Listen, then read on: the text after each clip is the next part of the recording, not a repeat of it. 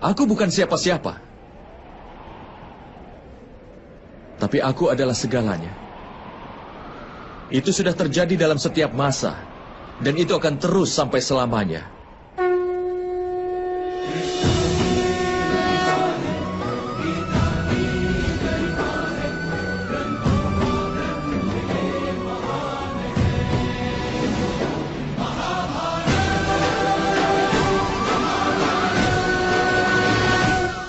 Ketika kau merenungkan keberadaanmu, kau akan menemukan dirimu sendiri terhubung denganku. Dan kemudian, sepertiku juga, kau akan menemukan dirimu dalam bentuk yang maha kuasa. Tetapi untuk bisa mencapai posisi itu, sangat penting agar kau mendedikasikan dirimu sepenuhnya padaku. Apa yang kau maksud dedikasi, Madawa? Itu adalah keadaan di mana pikiran manusia menyerah pada semua keinginan hingga tidak membuat dedikasi untuk diri sendiri. Dan tidak juga mengambil sumpah orang dengan cara kerja yang diberikan kepadanya. Pada kenyataannya, kalau kau mulai mendedikasikan dirimu untuk seseorang, dan kau melakukannya sendiri, pikiranmu, akalmu, pengetahuanmu, keinginanmu, emosimu, dan segala sesuatu yang kau miliki kepada seseorang, maka komitmen tersebut disebut sebagai sebuah pengabdian.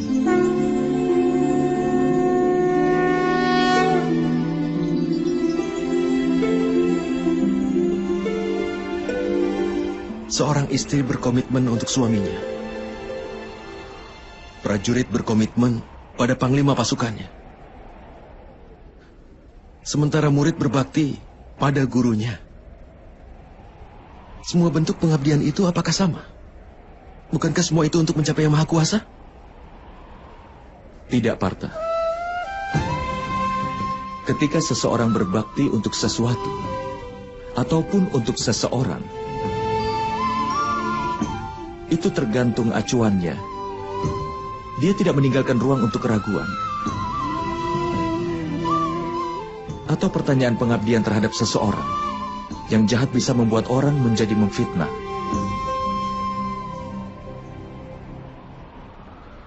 Raja Anggakarna meskipun tahu apa yang benar, tapi dia berkata salah kepada Pancali di permainan dadu. Wanita yang menjalin hubungan dengan 5 pria tidak lebih baik dari seorang. Dan alasan untuk itu adalah pengabdian Raja Angga terhadap saudara Duryudana.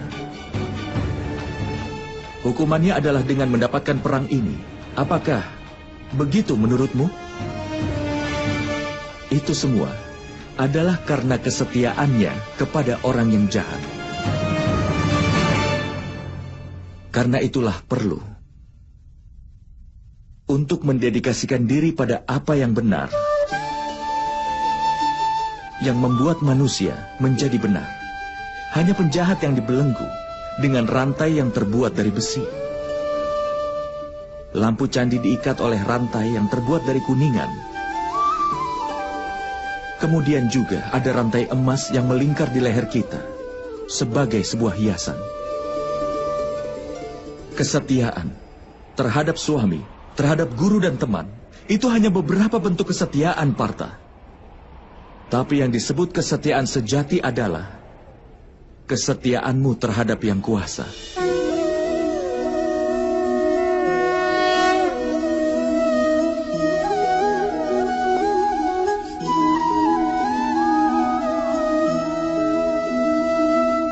Tapi apa pengabdian terhadap yang kuasa harus dilakukan dengan Sangya Yoga atau Karma Yoga?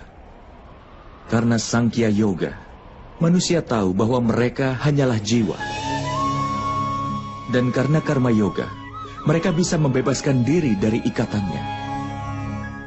Dan karena pengabdian hingga manusia mengetahui wujud yang nyata dari Yang Maha Kuasa, Dan manusia juga bisa mengetahui tentang arti keadilan dari Yang Maha Kuasa. Manusia berada dalam lingkaran hidup dan mati. Hingga demi mencapai kebahagiaan di dunia dan pengetahuan, manusia pun mengabdikan dirinya untuk Yang Maha Kuasa, yang menjadi tujuan utama dari semua jiwa. Maksudnya, tubuh manusia ini tidak ada nilainya, Madawa? Itu pasti bernilai, Partha. Tubuh manusia menjadi media bagi manusia untuk bertemu dengan Yang Maha Kuasa. Antara kematian dan juga reinkarnasi, di mana pengetahuan akan jiwa tetap aktif. Dengan segala pengalaman, pengetahuan, dan belajar dari kehidupan yang sebelumnya, jiwa pun menjadi bagian dari tubuh yang baru. Dan ini hanya terjadi ketika dia menjadi bagian dari tubuh manusia itu sendiri.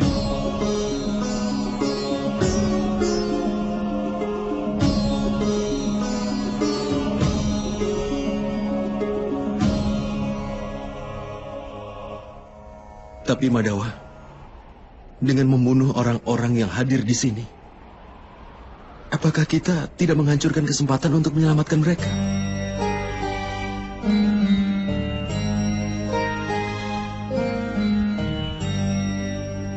Musuh-musuhmu telah melewati batas-batas kebenaran, Partha.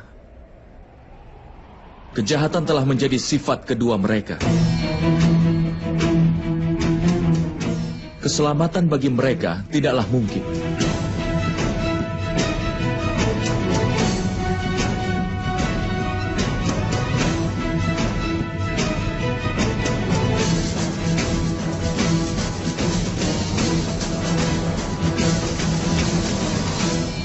Orang pendosa dapat diberikan kesempatan untuk memperbaiki diri hanya sampai batas tertentu.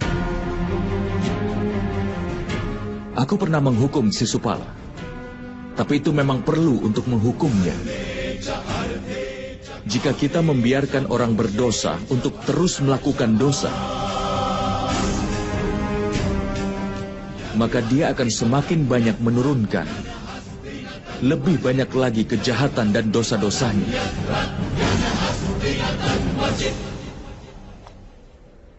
Tugas orang baik adalah menghentikannya melakukan kesalahan lagi. Jiwa-jiwa ini tidak akan mencapai akhir, tapi tubuh mereka akan rusak oleh ketidakbenaran dan menjadi bagian dari tubuh manusia baru. Tetapi ada lebih banyak kesempatan lagi dalam tubuh baru mereka. Jika kau melakukan perang ini dengan pola pikir bahwa itu memang pantas. Tubuh manusia bagi manusia adalah kekayaannya sebagai harga diri mereka. Mereka yang menempuh jalan kebenaran akan memurnikan tubuh mereka. Dan melalui jalan itu, mereka akan bertemu dengan jiwanya. Ini adalah hubungan antara Setra dan Setragna. Aku tidak bisa mengerti tentang hal itu, Madawa. Ketika ada yang tahu bahwa tubuh kita adalah seperti bagian dari tanah ini, artinya hanya tempat yang seperti Setra, dan orang yang mengerti tentang tanah tersebutlah yang ada di sana. Karena itulah, maka dia menjadi seorang Setragna. Kemudian lewat tubuhnya bisa mengukur kemajuannya. Jiwa dalam tubuhnya akan menyeimbangkan 3 kebajikan itu. Dengan pengabdian untuk Yang Kuasa, dia bersatu dengan Yang Maha Kuasa. Yang dilakukan seorang pemuja adalah berbakti, bukan pengabdian, Madawa? Tidak, Partha. Itu langkah pertama untuk pengabdian secara nyata. Dalam kenyataan, pengabdian bukanlah tugas, tetapi itu merupakan sebuah keputusan. Sangat penting bagi manusia untuk memurnikan jiwanya melalui doa, penebusan dosa, kemurtadan, ritual yoga, dan juga pembelajaran diri, namun tetap berbakti pada Yang Maha Kuasa. Karena setiap manusia harus mencurahkan semua perhatian dan mengarahkan setiap nafasnya untuk Yang Maha Kuasa.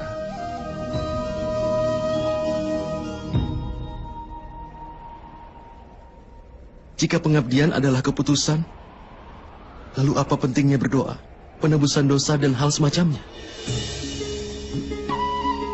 Hanya cara dan alat untuk membersihkan dirimu hari ini, dan nanti akan kotor lagi. Pikiran manusia akan tertuju lagi pada Yang Maha Kuasa hingga berulang kali.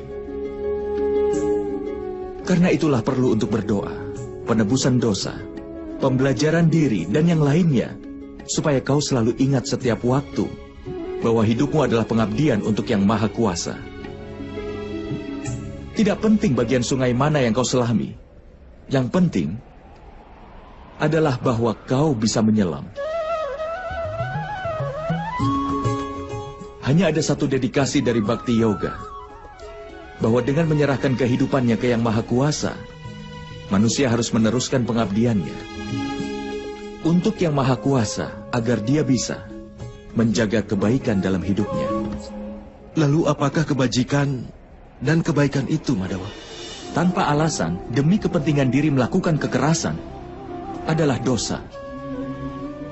Sesungguhnya, anti kekerasan adalah dharma yang utama. Selain itu, kejujuran, tidak emosi, pengorbanan, ketenangan jiwa, tidak menjelekkan orang lain, perasaan welas asih, tidak tertarik kepada sukacita, tidak melakukan sesuatu tanpa alasan, tenang, sabar, pemaaf, dan kesucian tubuh, serta tidak melawan kebenaran dan juga tidak angkuh. Sifat-sifat mulia ini disebut sebagai sifat sattvik, atau sebuah sifat yang mulia. Dengan ini manusia bisa melakukan kebaktian, artinya bisa berbakti kepadaku, sambil menjalankan kewajiban dalam hidupnya, sambil menegakkan kebenaran, dan hidup tanpa mengharapkan pahala dari perbuatannya. Orang seperti itu sudah pasti akan aku berikan ketenangan, dan setelah kematian ku beri tempat untuk bersemayam dalam diriku.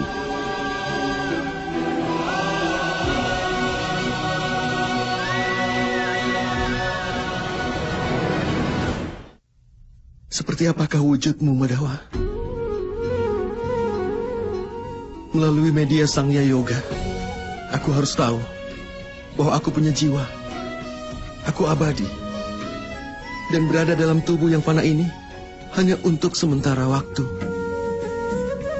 Melalui tindakan yang tanpa pamrih, aku ingin tahu apakah orang yang mengorbankan keinginannya demi pamrih bisa melaksanakan tugasnya, lalu mencapai ketenangan pikiran dan kebahagiaan dalam hidupnya. Melalui disiplin kerohanian, aku ingin tahu pentingnya penyerahan diriku padamu.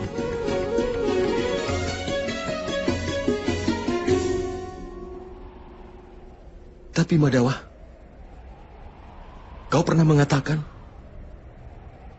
bahwa Yang Maha Kuasa bukanlah manusia yang berdiri di semua tempat.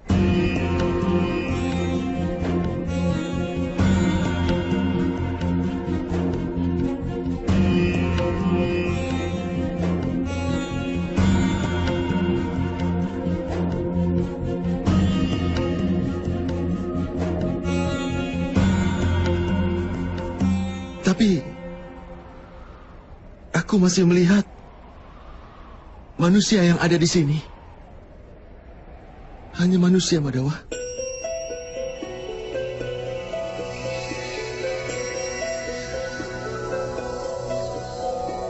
Narayanam namaskritya naram chaiva narottamam devim saraswatim vyasam tato jayam udira. Aku ingin melihat sekilas dirimu yang sebenarnya, Madawa.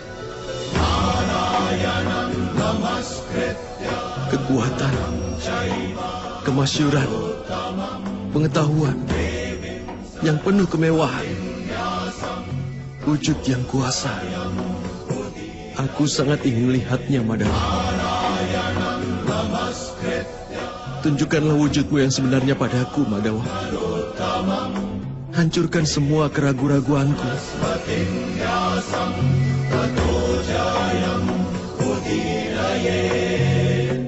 Tunjukkanlah dirimu, Madawa.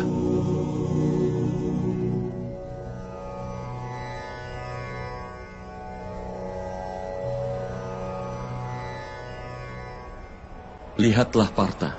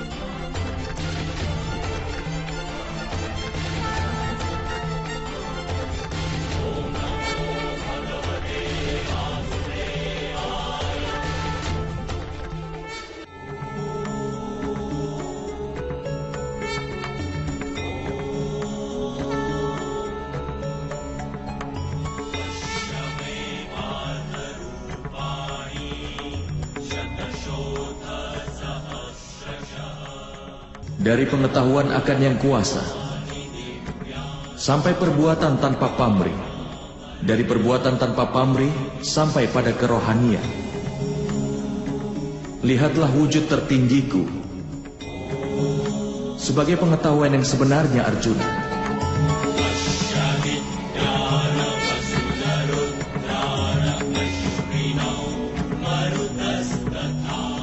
Ini pengetahuan tertinggi yang merupakan dasar dari semua pengetahuan dan ilmu pengetahuan.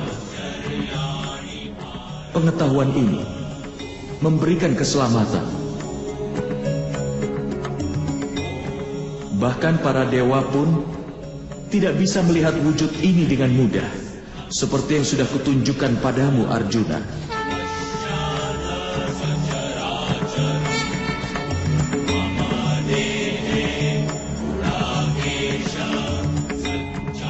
Aku tinggal di masing-masing dan di setiap partikel bumi ini. Di bumi, matahari, bulan, galaksi, dan segala rasi tinggal di dalamku.